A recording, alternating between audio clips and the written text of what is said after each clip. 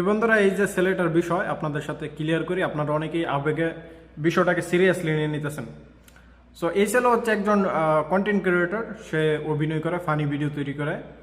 তো রিসেন্টলি তার যে একটি ভাইরাল ভিডিও, সেটি হচ্ছে সে সৌদি আরব আসবে, দালাল নাকি বলছে 1.5 লক্ষ টাকা বেতন, পেট্রোল পাম্পে সে কাজ করবে।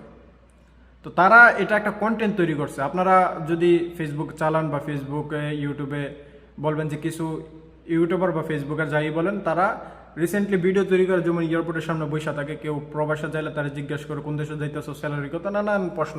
যাই হোক, এটি অবশ্যই মন্দ নয়, ঠিক আছে।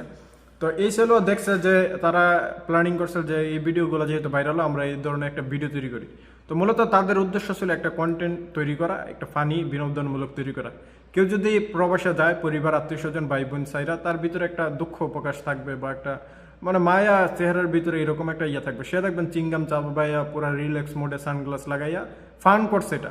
তো তার উদ্দেশ্য কিন্তু ট্রল করা। এখন পাবলিক ট্রল করতেছে, মজা নিতেছে, এটা নর্মাল বিষয়, কোনো বড় বিষয় না। বা সেও এটাতে কোনো যে খারাপ ফিল করে এরকমও কোনো কিছু হবে না, যেহেতু তার উদ্দেশ্য এরকম। এখন আমাদের কিছু স্বভাবের আবেগের ভাই বোন আছেন, তারা খুব বিষয়টাকে সিরিয়াসলি নিয়ে নিতেছেন যে আর ঘটনা কি হচ্ছে, একটা ছেলে ভুল করছে, তারে নিয়ে এত ট্রল করা, হাসার রসিকতা করা, এটা তো ঠিক হচ্ছে না। সো সে কিন্তু কোনো প্রবাসী না বা সৌদিরা বাসও নাই। এগুলাই যে আপনারা ইয়াইতে ছবি দেখতেছেন, আমি নিজেও 2টা ভিডিও তৈরি করছি যে সে কান্তাসে এয়ারপোর্টে বসে, এগুলো হচ্ছে জাস্ট মজা, জাস্ট ফান। মানে এগুলো ইয়াই তৈরি করা পিকচার, এগুলো কিন্তু কোনো রিয়াল পিকচার না।